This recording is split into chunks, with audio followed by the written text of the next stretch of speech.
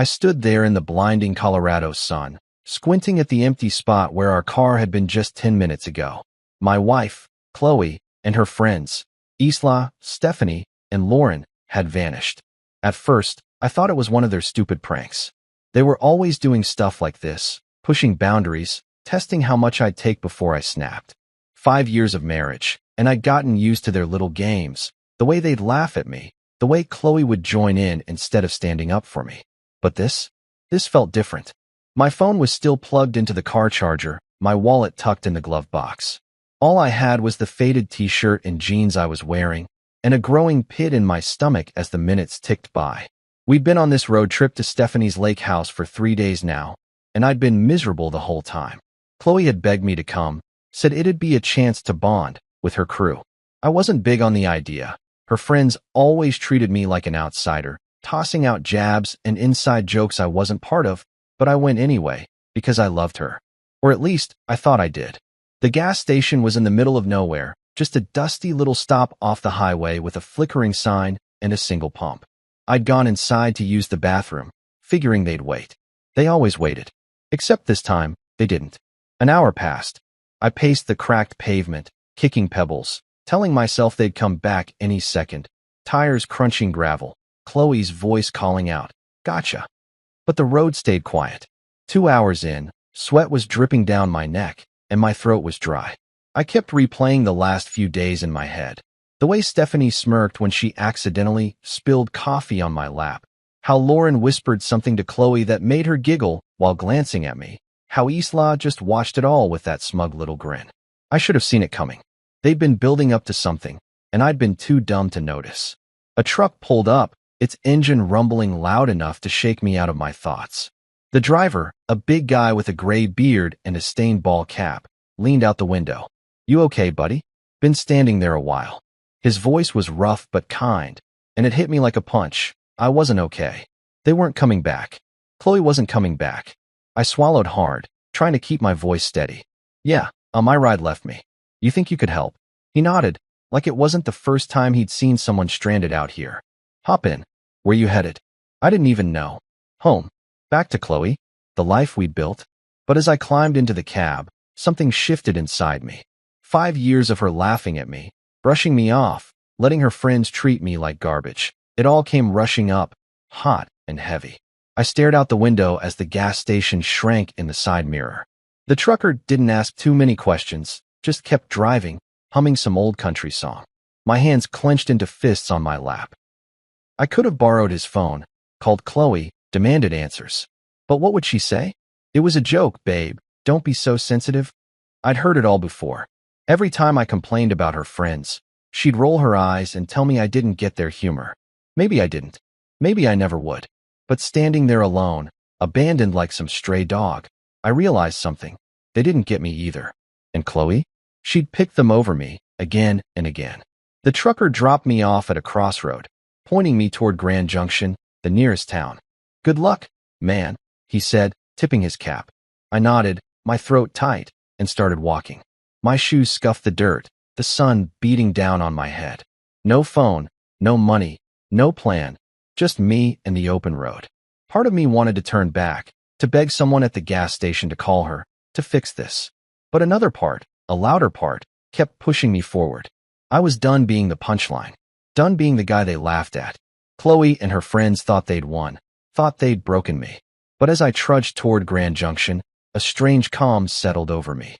They hadn't broken me. They'd set me free. I didn't know what was waiting for me in that town. I didn't know how I'd eat, where I'd sleep, or how I'd get by with nothing. But for the first time in years, I wasn't scared of what Chloe would think. I wasn't worried about her friend's next move. I was alone, yeah, but I wasn't helpless. The road stretched out ahead, endless and empty, and I kept walking. They'd left me behind, but maybe that was the best thing they could have done. Maybe this was my chance to figure out who I was without her, without them.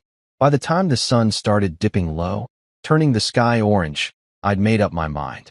I wasn't going back. Not to Chloe, not to that life. Whatever came next, it was mine to build. I stood at that dusty crossroad where the trucker dropped me off, the Colorado wind kicking up little swirls of dirt around my feet. Grand Junction was somewhere ahead, but I didn't have a map, a phone, or a dime to my name.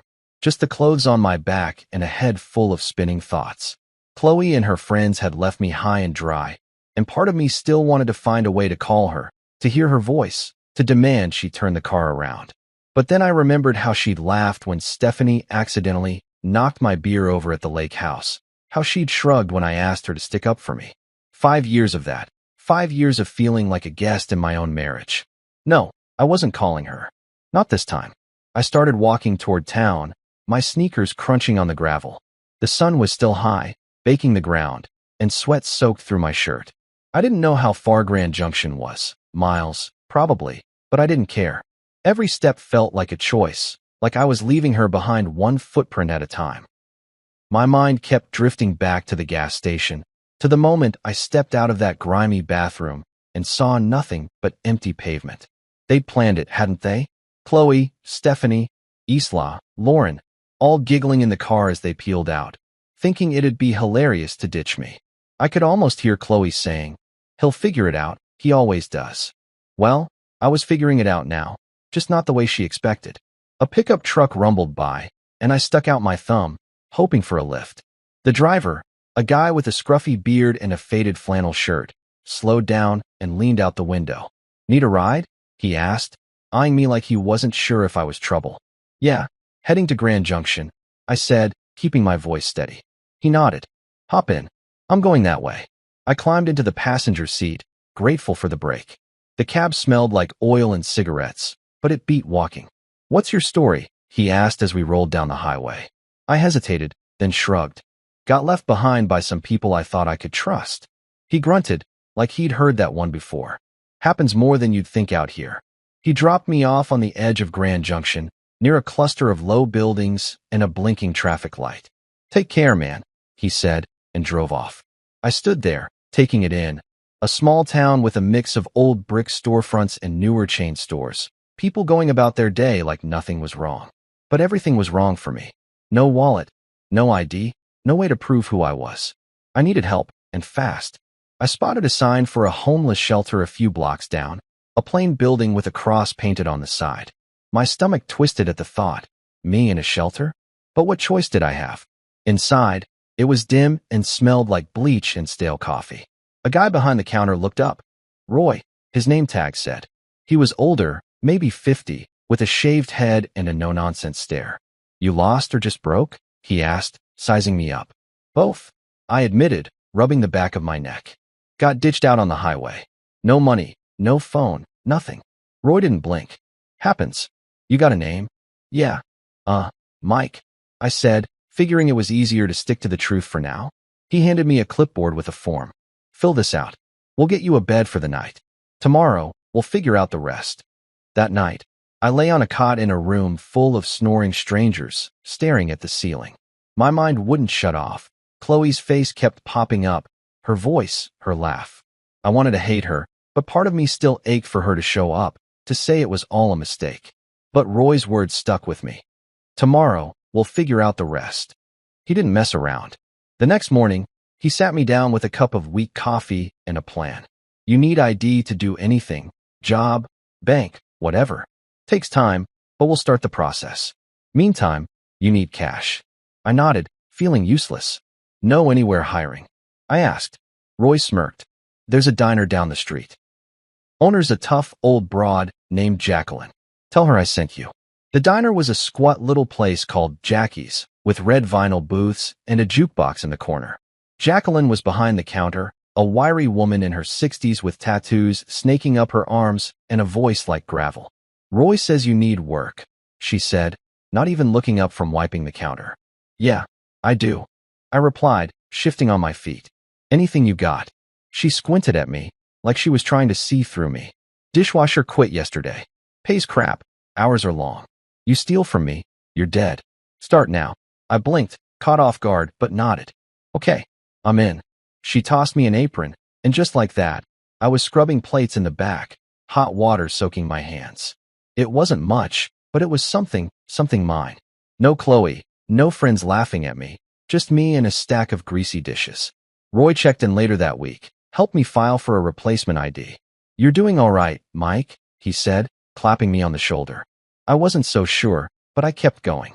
The shelter became my home, Jacqueline's diner my lifeline. I didn't call Chloe. Didn't even try. Every night, I fell asleep exhausted, but it was a good kind of tired. I was starting over, from nothing, and it felt like maybe, just maybe, I could make it work. I woke up on that cot in the shelter every morning with the same ache in my back, the same buzz of snores and coughs from the other guys around me. It had been a couple of weeks since Chloe and her friends ditched me at that gas station, and I was still getting used to this new life. Scrubbing dishes at Jacqueline's diner, sleeping on a borrowed bed, wearing clothes from a donation bin. My hands were raw from the hot water and soap, but I didn't mind. It kept me busy, kept my mind off her. Roy had been a rock, helping me navigate the mess of getting a replacement ID. Takes time, he'd said, handing me a stack of forms. But you'll get there. I nodded, grateful for his gruff kindness, and kept pushing forward. The diner was my world now. Jacqueline didn't mess around.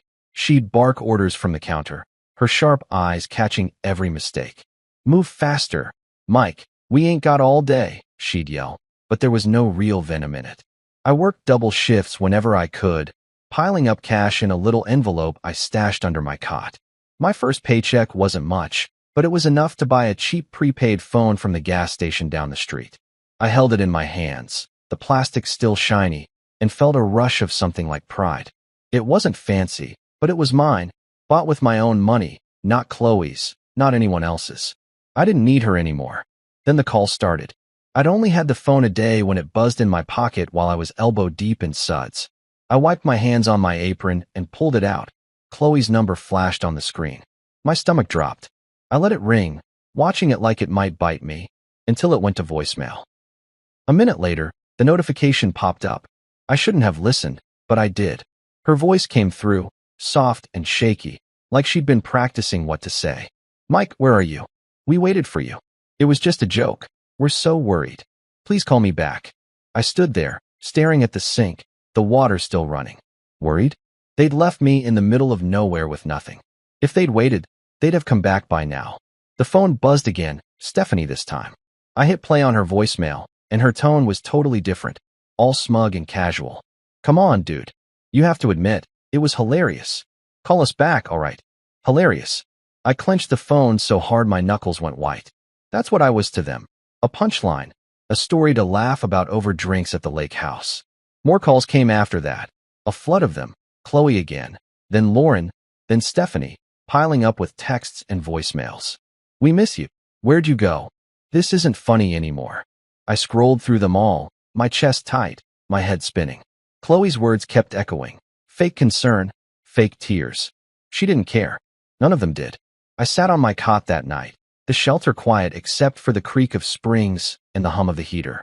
The phone glowed in my hand, their messages lighting up the screen. I listened to Chloe's first one again, then Stephanie's, then one from Lauren that was just her giggling before it cut off. My thumb hovered over the call button. Part of me wanted to dial Chloe, to scream at her, to ask why she'd done this. But what would it change? She'd just laugh it off, or cry and make me feel guilty, like she always did. I'd spent years swallowing their crap, smiling through it because I thought that's what a good husband did. Not anymore. I went through the list. Chloe, Stephanie, Isla, Lauren, and blocked every single one. My fingers shook a little as I did it, but once it was done, the phone went silent. No more buzzing, no more lies. I leaned back against the wall, letting out a breath I didn't know I'd been holding. It felt like cutting a rope I'd been tangled in for years. They couldn't reach me now. They didn't get to decide how this ended. I did. The next day, I went back to the diner like nothing had happened, plunging my hands into the dishwater, letting the heat burn away the last of their voices in my head. Jacqueline noticed something was off, though. You're quiet today, she said, tossing me a rag to wipe down the counter. Trouble. I shrugged, not wanting to get into it. Just sorting some stuff out. She snorted. Long as it don't mess with my kitchen, sort of way. I smirked at that. She didn't care about my drama, just the job. It was refreshing. Roy checked in later, handing me a paper with a case number for my ID. Coming along, he said. You holding up? I nodded. Yeah, better than I thought. He clapped me on the shoulder and left me to it. By the end of the week, I'd saved enough to buy a second-hand jacket from the shelter's donation pile. Nothing fancy, but it kept the chill off. I walked back to my cot each night, The prepaid phone silent in my pocket, and felt lighter. Chloe and her friends were gone, cut out like a bad habit. I didn't need their apologies or their excuses. I had work, a bed, a plan, small things, but they were mine. The ache was still there, sure, the sting of betrayal, but it was fading. Every dish I scrubbed, every dollar I tucked away, I was building something new, something they couldn't touch. And for the first time in a long time, I fell asleep without dreaming of her. I'd been at the diner for months now, and things were starting to feel steady. Not perfect, but steady. The shelter was still my home, but I'd saved enough to move into a tiny studio above a laundromat in Grand Junction. It wasn't much, just a single room with a lumpy mattress, a hot plate, and a bathroom so small I could barely turn around in it. But it was mine. No more cots, no more snoring strangers, just a key in my pocket and a door I could lock. Jacqueline had seen me busting my tail at the diner and bumped me up to prep cook, which meant more hours and a little more cash.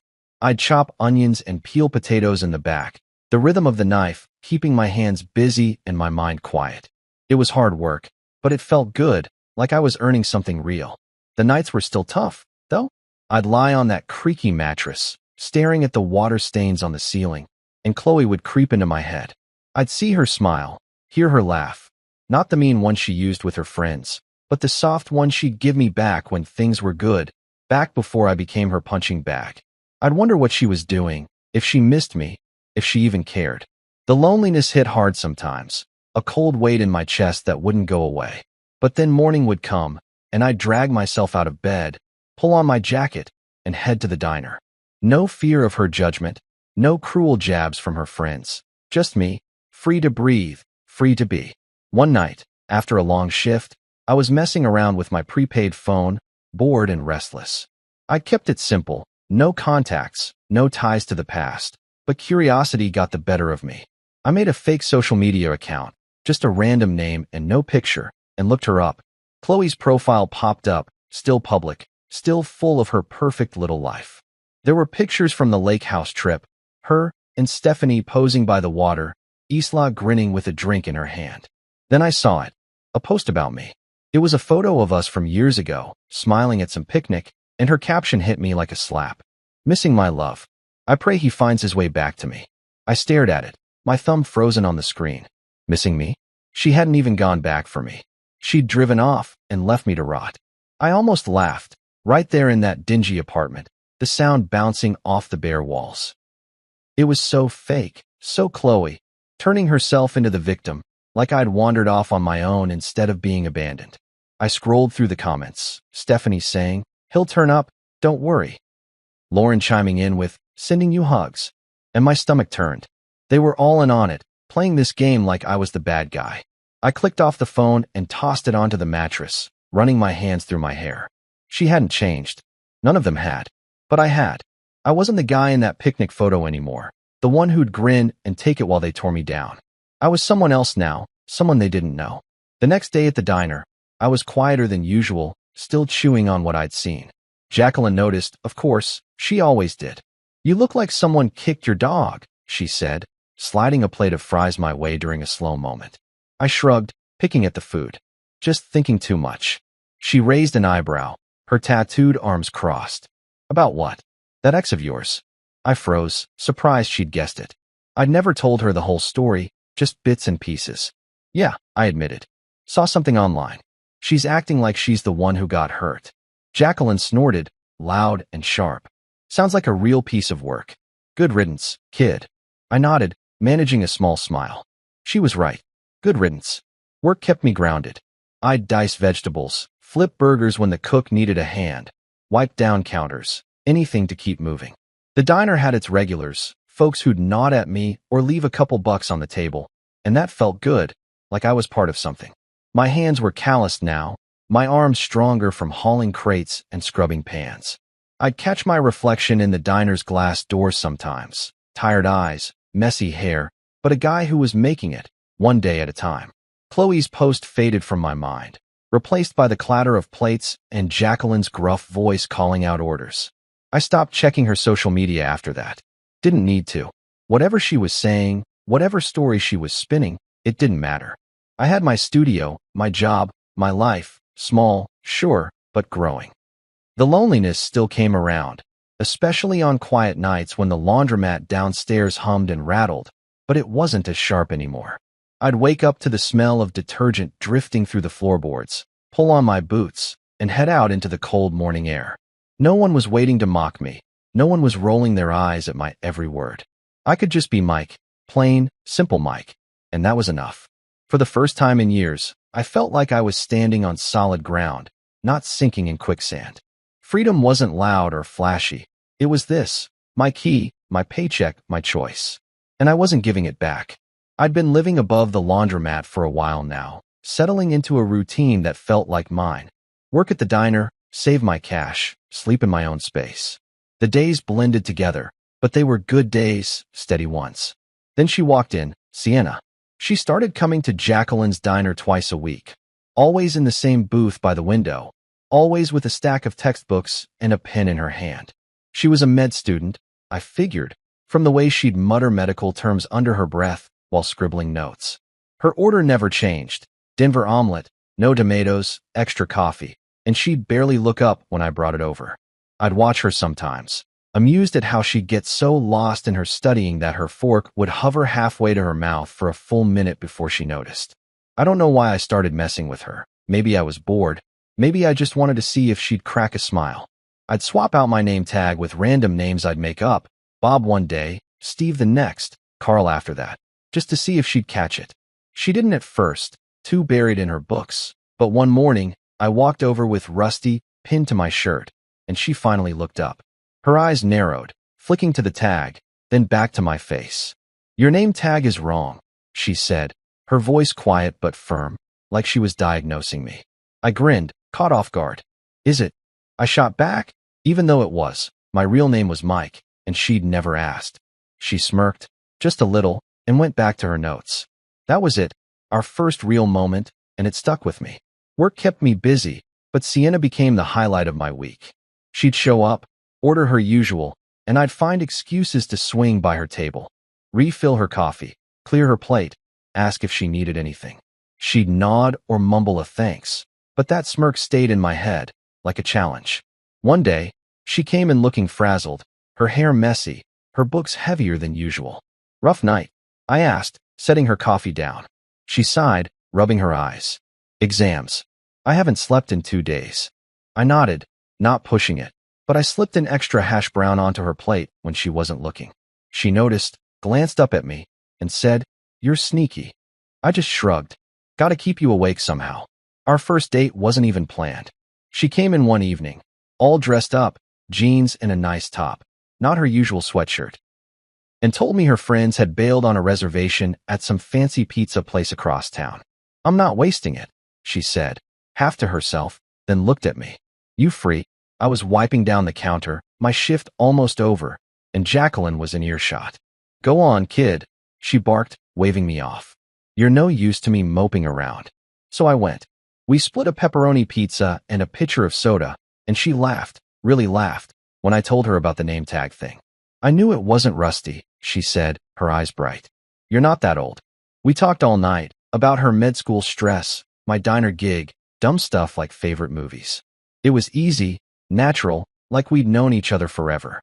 6 months later, she moved into my little studio. It was cramped.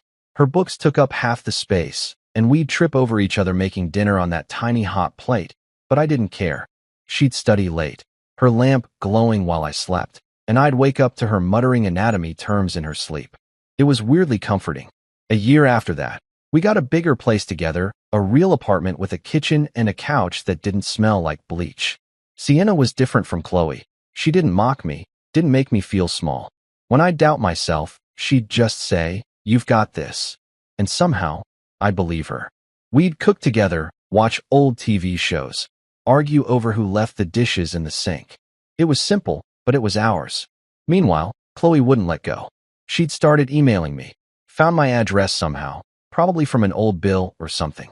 The first one came a few weeks after Sienna moved in, popping up on my phone while I was chopping peppers at the diner. "Mike, I just want to know you're okay," it read. "I miss you." "We all do." I stared at it, my knife hovering over the cutting board. "Miss me?" She'd left me at a gas station with nothing, laughed about it with her friends, and now she missed me? I deleted it without replying. More came after that, some short, some long, all dripping with that fake sweetness she'd mastered. I messed up, I know. Please talk to me. I saw your grandma. She's worried. I'd read them, feel that old ache in my chest, then hit delete. Sienna caught me once, frowning at my phone. Who's that? She asked. Nobody, I said, and she didn't push. She didn't need to. I wasn't going back. Life with Sienna was good, better than I'd thought I deserved. The diner was humming, my hands were steady, and Chloe's emails were just noise I could tune out. I'd built something new, something solid, and every day with Sienna proved it. She'd tease me about my cooking, I'd laugh at her terrible singing, and we'd fall asleep tangled up on that secondhand couch. Chloe could write all she wanted. I didn't know her a damn thing. My world was here now, with Sienna, and I wasn't letting go. I stood in the kitchen of Jacqueline's diner, flipping a burger on the grill, the sizzle filling the air as grease popped against my apron. Things had been good. Better than good, really. Sienna and I were settled in our new apartment, a step up from the cramped studio above the laundromat. It had a real bedroom, a stove that didn't smoke, and a window that let in actual sunlight. Life felt solid, like I'd finally climbed out of the hole Chloe and her friends had left me in. Work was steady too.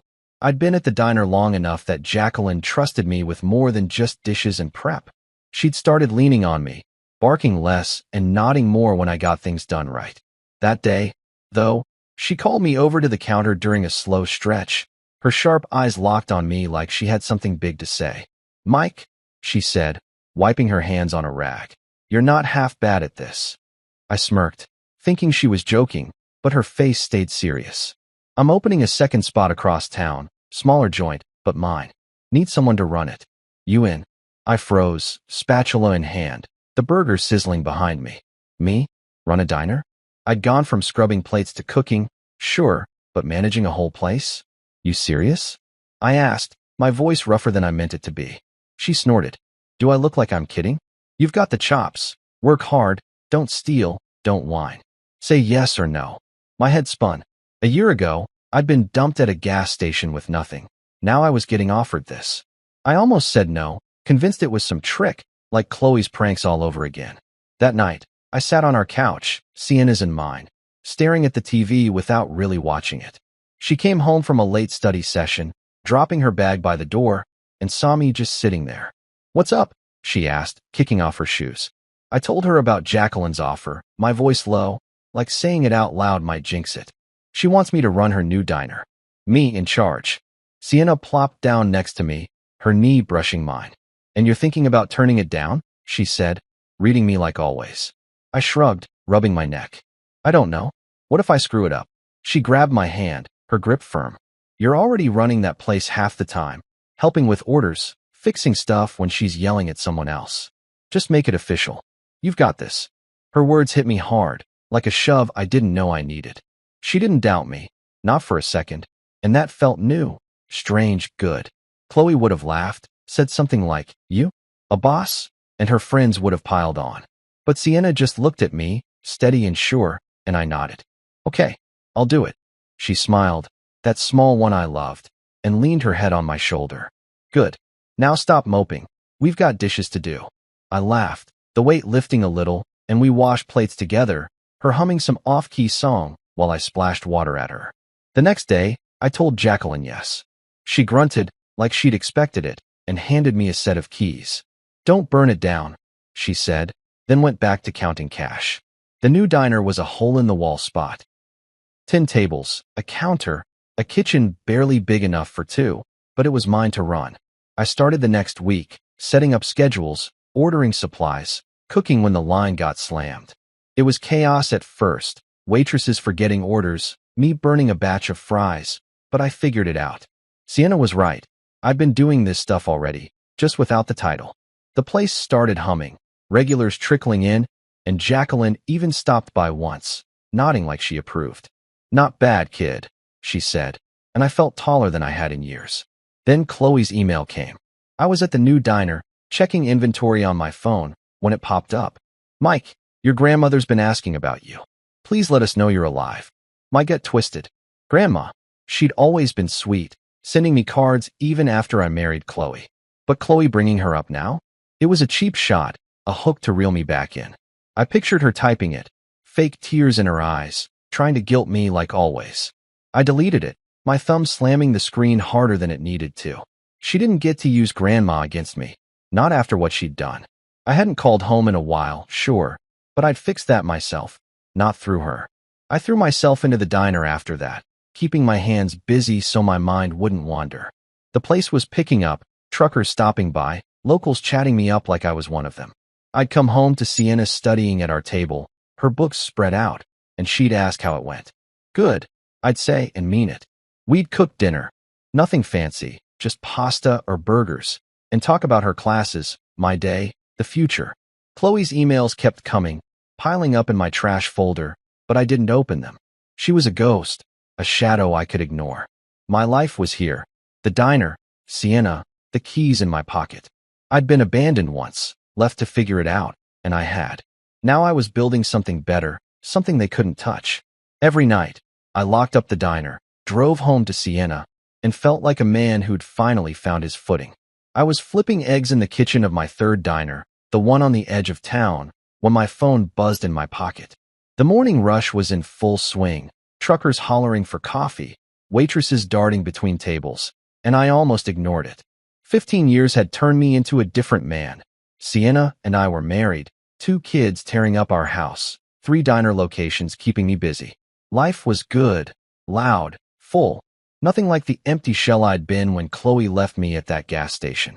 I wiped my hands on my apron, pulled out my phone, and saw it. A LinkedIn notification. Someone viewed your profile 27 times today. My stomach did a little flip. I didn't use LinkedIn much, just a basic page with my name, the diners, a blurry photo Sienna made me take. But 27 times? That wasn't normal. I tapped it open, the grill hissing behind me, and there she was, Chloe. Her name hit me like a cold splash of water, right there on the screen, tied to some company I didn't care about. 27 views in one day. She'd been digging through my life, over and over. I set the phone down, my hands gripping the counter, trying to steady myself. 15 years, and she was back, creeping in like a shadow I thought I'd shaken off. I flipped the eggs, barely watching, my mind racing. What did she want? Why now? I'd blocked her emails years ago, ignored her guilt trips, built a whole world without her. But here she was, poking around, silent but loud in my head. The diner smelled like bacon and syrup, the clatter of plates keeping me grounded. I plated the eggs, handed them off to a waitress, and tried to focus. Coffee needed refilling, hash browns were burning, but Chloe's name stuck with me. I pictured her sitting somewhere, clicking my profile, seeing the diners, maybe even the old job at Jacqueline's I'd listed. Did she know about Sienna? The kids? I hadn't posted much, just enough to look legit, but 27 views meant she was looking hard. I wiped my forehead, sweat mixing with the heat, and grabbed my phone again. Her profile stared back. Chloe, older now, hair cut short, a tight smile in her picture. Consultant, it said. I didn't read more. Didn't want to. I stepped into the back, a tiny storeroom with shelves of flour and canned goods, and leaned against the wall. My heart was thumping too fast, like I'd run a mile. 15 years, 2 kids, a wife, a business, and she could still rattle me. I hated that. I'd worked so hard to bury her, to forget the gas station, the laughter, the way she'd made me feel like nothing. Now she was back, not even saying anything, just watching. Was she jealous? Mad? Desperate? I ran my hands through my hair, pacing the cramped space. Part of me wanted to message her, "What's your deal?" But I stopped myself. That's what she'd want. Me reaching out, giving her a crack to slip through. I went back to the grill, threw myself into the rush, cooking, pouring, wiping down tables when the waitresses got swamped. The regulars nodded at me. Some guy asked for extra ketchup, and I kept moving, kept my hands busy. But she was there, in the back of my mind, those 27 views like an itch I couldn't scratch. I didn't tell Sienna when I got home that night. She was on the couch, folding laundry, the kids upstairs yelling about some game. Busy day? She asked, glancing up. Yeah, I said, forcing a smile, kissing her forehead. Same old. She didn't push, just handed me a pile of socks to sort, and I sat there, folding, pretending everything was fine. The house was warm, Smelled like dinner. Chicken and rice, Sienna's go-to, and the kids tumbled down, begging for dessert. I laughed, said no, felt normal for a minute. But Chloe lingered, a ghost I couldn't shake. I didn't check LinkedIn again, didn't need to see if she'd looked more. 27 was enough. I helped Sienna with the dishes, her hip bumping mine, and tried to let it go.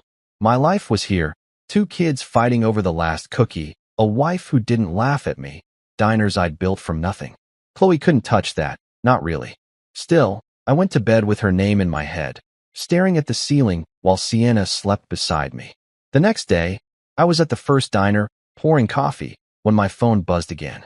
I didn't look, just shoved it deeper in my pocket. If it was her, I didn't want to know. I'd spent years locking her out, and now she was knocking, quiet but steady. I focused on the work, grill, counter, cash register, kept my hands moving, my voice steady. She was out there, somewhere, but I was here, standing tall. Whatever she wanted, whatever game she was playing, I wasn't biting. Not yet. Not ever, if I could help it.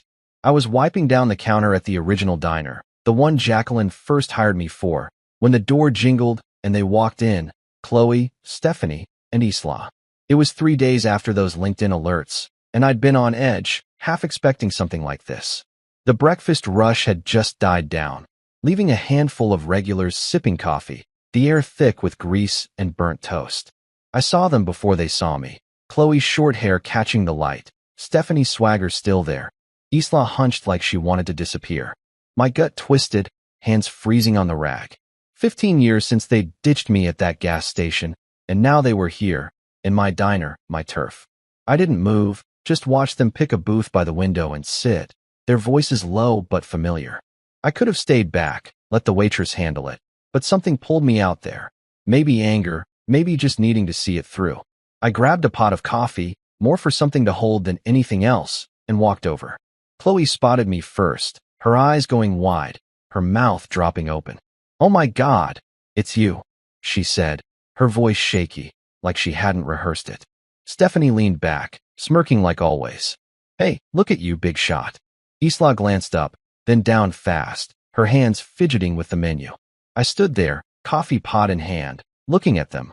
Older, worn, desperate in a way I didn't expect. "What do you want?" I asked, keeping it short, my voice harder than I felt. Chloe shifted, leaning forward, her fingers twisting together.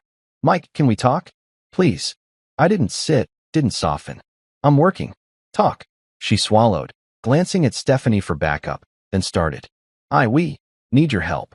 It spilled out. Her life had crashed. Her artsy little business went under. Her marriage, some guy I didn't know, fell apart, and she was broke, begging now. Stephanie jumped in, casual like it was no big deal. "You're doing all right, right? 3 diners? We just need a hand, for old times." Isla nodded, barely audible. "Just a little help." I listened, letting it sink in. Chloe's sob story, Stephanie's charm, Isla's guilt. They'd planned this, tracked me down, thought I'd roll over. I stood there, coffee pot still hot in my grip, watching them squirm. Chloe's eyes got wet, Stephanie's smirk twitched, Isla shredded the edge of her menu. I remembered her LinkedIn stalking, 27 views, then showing up here, thinking I'd cave because I used to. "Wait here," I said, turning away. I walked to the office, a cramped box with a desk and a stack of receipts, my boots heavy on the floor. They wanted money. After leaving me with nothing, laughing about it, they thought I'd just hand it over. I sat down, the chair creaking, and stared at the wall. My hands shook a little, not from fear, from anger. I could have yelled, thrown them out, but I didn't. I grabbed an envelope, wrote a check, and headed back. They were still there, whispering, heads snapping up when I walked over. I dropped the envelope in front of Chloe, watching her fingers snatch it up, her face lighting up for a second. She opened it. $73.50, the exact cost of a Greyhound ticket from Grand Junction back home, 15 years ago. Her smile crashed, her breath catching. Stephanie grabbed it, glaring. "What the hell is this?" she snapped. I leaned in, my voice low, steady. "That's what it would have cost me to get back to you that day. I didn't. You don't get more than that." Chloe's mouth opened, no sound coming out. Stephanie shoved the check at me. "You're a jerk, Mike. After everything." I cut her off. "After everything? You left me. You laughed. This is me being generous." Isla flinched, her hands balling up, but she didn't speak. I straightened, looking at them. Chloe pale, Stephanie fuming, Isla shrinking. "It's time to leave," I said, loud enough for the diner to hear. "Don't come back." I turned, walked to the counter, my heart pounding but my steps sure. The waitress hovered, unsure, but I waved her off. "They're done," I said, grabbing a rag to wipe my hands. They sat there a minute, stunned, then scrambled up, Chloe shoving the envelope in her purse, Stephanie muttering, Isla trailing behind. The door jingled shut, and the diner went back to normal, coffee pouring, forks clinking, like they'd never been there. I stood behind the counter, pouring myself a cup, my hands steady now. They'd come begging, thinking I'd bend, and I'd shut them down. It wasn't loud or messy, just cold, final. I sipped the coffee, bitter on my tongue, and watched the regulars chat, oblivious. Chloe's tears, Stephanie's anger, they didn't matter. I'd given them what they'd given me, just enough to walk away. The diner hummed around me, my diner, my life, and they were gone. I finished my shift, locked up, and drove home, the weight lifting with every mile. They'd tried, and they'd lost. That was it. I leaned against the diner's front window, the glass cold against my arm, watching Chloe, Stephanie, and Isla out in the parking lot. They'd just stormed out after I handed them that $73.50 check. Bus fare from Grand Junction, nothing more. And now they were at it, arguing like kids caught stealing. Stephanie was loud, her hands slashing the air, her face twisted up like she wanted to hit something. Chloe stood there, the envelope crumpled in her fist, staring at the ground, her shoulders hunched. Isla hung back, her arms crossed tight, looking like she might bolt or cry. Maybe both. I couldn't hear them through the window, but I didn't need to. They'd come in begging, thinking I'd cave, and I'd sent them packing. Now they were unraveling, and I just watched, feeling nothing. The sun was low, painting the lot orange, their shadows stretching long across the gravel. Stephanie jabbed a finger at Chloe, her mouth moving fast, probably blaming her for dragging them here, for screwing it up. Chloe shook her head, slow and tired, then shoved the check into her purse like it was trash. Isla shifted, glancing at the diner, her eyes catching mine for a second before darting away. I didn't move, didn't blink, just stood there, my coffee mug cooling on the counter behind me. They could fight all day out there. It didn't touch me. I'd given them what they deserved, closed the book on 15 years of their garbage, and that was that. I turned away, grabbing the mug and taking a sip. Cold now, bitter, but I didn't care. The diner was quiet, just a couple of regulars lingering over pie, the jukebox humming some old tune. I wiped down the counter, slow and steady, letting the rag soak up the day. The waitresses buzzed around, clearing tables, shooting me quick looks but keeping their mouths shut. They knew something had happened. Those three walking in, me walking out with that envelope, but I didn't explain. "You good, Mike?" one asked, stacking plates. "Yeah," I said, short and sharp, and went back to wiping. I didn't want their questions, didn't want to drag it out. Chloe and her crew were gone, and I was done. Driving home, the truck's engine growled under me, the road dark except for my headlights cutting through. My hands gripped the wheel, my mind stuck on that scene. Chloe's face when she saw the check, Stephanie's snarl, Isla's silence. It should have felt good, shutting them down, and it did, mostly. But there was this itch, a little nag I couldn't shake. They'd looked desperate, broken, Chloe especially, with her sob story about her life falling apart. 15 years ago, I'd have cared, run after them, tried to fix it. Now, I just watched them leave. The house came into view, lights on, Sienna's car in the drive, and I let out a breath. This was real, my family, my life, not them. I walked in, kicking my boots off by the door, the smell of leftover lasagna hitting me. Sienna was at the kitchen table, papers spread out, a pen in her hand, grading again, probably. The kids were upstairs, their voices muffled, likely in bed but not asleep. She looked up, her glasses low on her nose. "Hey," she said, soft, then tilted her head. "You okay?" I nodded, pulling out a chair and sitting across from her, my hands flat on the table. "They came by," I said, keeping it simple.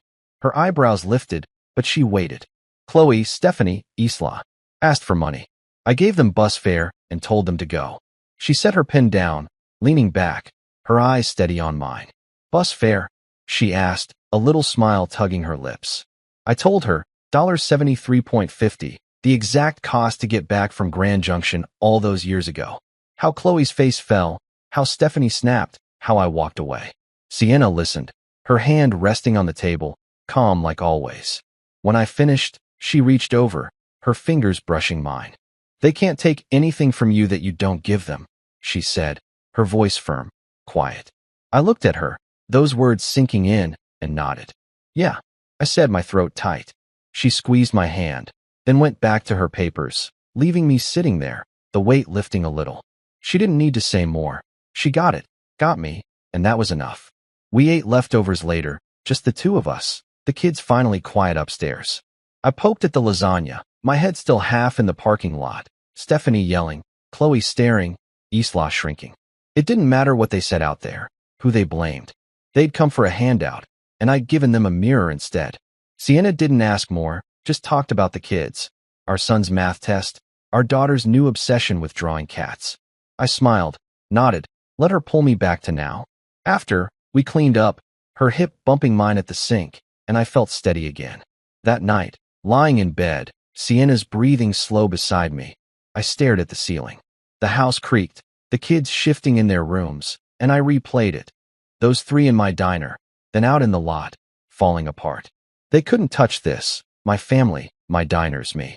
I'd shut the door, locked it tight, and they were on the other side, where they belonged. The itch was still there, faint, but fading. Sienna was right. They got nothing I didn't give, and I'd given them the end. I closed my eyes, the days slipping away, and slept hard, done with their ghosts for good. I stood in the kitchen of our house, stirring a pot of chili on the stove, the smell of spices filling the air. It had been weeks since Chloe, Stephanie, and Isla walked into my diner, since I handed them that $73.50 check and watched them argue in the parking lot. I hadn't seen them since, not a call, not an email, not even a whisper on LinkedIn. They were gone, really gone this time, and I felt it, a quiet that settled deep, like a storm finally passing. Life rolled on. Sienna grading papers at the table, the kids chasing each other around the backyard, the diners humming with regulars. It was mine, all of it, and they couldn't touch it. I'd stopped looking over my shoulder, stopped waiting for the next knock. The chili bubbled, steam rising, and I tasted it. Needed more salt, maybe a kick of pepper. Sienna glanced up from her stack of tests, her glasses slipping down her nose. Smells good, she said, smiling that small smile I loved. Better be. I shot back, grinning, and she laughed, soft and easy. The kids burst in from outside, our son waving a muddy stick, our daughter yelling about a bug she'd found. Out, both of you, wash up. I barked, pointing to the sink, and they groaned but obeyed, splashing water everywhere. It was chaos, loud and messy, but it was ours. Chloe's face, those tears she'd tried to sell me, faded a little more every day, replaced by this. Work was good too. I bounced between the three diners, flipping burgers, checking stock, joking with the waitresses. The regulars knew me now. Old Tom with his coffee, the trucker who tipped big, the lady who always asked for extra napkins. They'd nod, say, "Hey, Mike," and I'd nod back, feeling like I belonged. Jacqueline stopped by the first diner one morning. Her tattoos faded, but her glare still sharp. "You didn't screw it up," she said, looking around, then clapped my shoulder and left. High praise from her. I laughed to myself, pouring coffee for a table, and thought about how far I'd come, from a gas station nobody to this. I didn't check on Chloe anymore. No fake social media accounts, no late-night scrolls. I'd done that once, years back, seen her play the grieving widow, but now? I didn't need to know. She was out there, somewhere, living whatever life she'd made after her business tanked, her marriage crumbled. Stephanie, and Isla too, maybe still mad, maybe still blaming her. It didn't matter. They'd come begging, and I'd shut the door. That $73.50 check was the last thing I'd ever give them. Just enough to walk away, like they'd left me to do. I didn't feel bad, didn't feel guilty. I felt free. Sienna and I took the kids to the park that weekend, a crisp fall day with leaves crunching under our boots. Our son ran ahead, kicking a ball, while our daughter clung to my hand, pointing at every squirrel. Sienna walked beside me, her arm brushing mine, and we didn't say much, just watched, breathed, lived. I thought about Chloe for a second, her showing up, her voice cracking, and let it go. She couldn't take this from me, couldn't even come close. I'd built it all without her, despite her, and it was better than anything she'd ever offered. You're quiet, Sienna said, nudging me. Just happy, I replied, and she squeezed my hand, knowing I meant it. Back home, we ate the chili, too spicy, the kids complained, but they shoveled it down anyway. I sat at the table, watching them bicker over the last roll, Sienna rolling her eyes at their noise. This was it, the best revenge, if you could call it that. Not some big fight, not rubbing it in their faces, just living well, living real. Chloe wanted me to break, to crawl back, and I hadn't. I'd walked away from that gas station, from her, and kept going. Roy at the shelter, Jacqueline's diner, Sienna's laugh, these kids. Every step was mine, every piece earned. They'd lost, not because I'd beaten them, but because I'd stopped playing their game. The days kept rolling, school runs, diner shifts, quiet nights with Sienna on the couch. I didn't look back, didn't need to. Chloe was a memory, a shadow that couldn't reach me anymore. I'd see her sometimes, in a flash, her smirk, her tears, but it didn't stick. I'd turn the radio up, flip a burger, hug my daughter, and she'd fade. The diners thrived, the kids grew, Sienna and I argued over dumb stuff like whose turn it was to mow the lawn. It was simple, messy, perfect. I'd wake up early, make coffee, stand in our kitchen looking out at the yard, and feel it. Peace, deep and steady. One night, after the kids were in bed, I sat on the porch, a beer in my hand, the air cool against my skin. Sienna came out, wrapped in a blanket, and sat beside me. "What's on your mind?" she asked, her voice soft. I took a sip, staring at the stars. "Nothing," I said, then smiled. "Everything." She leaned her head on my shoulder, and we sat there, quiet, together. Chloe was gone, really gone, and I was here whole. The best revenge wasn't revenge at all. It was this, right now, a life so good I didn't need to prove anything. I'd made it, and that was enough.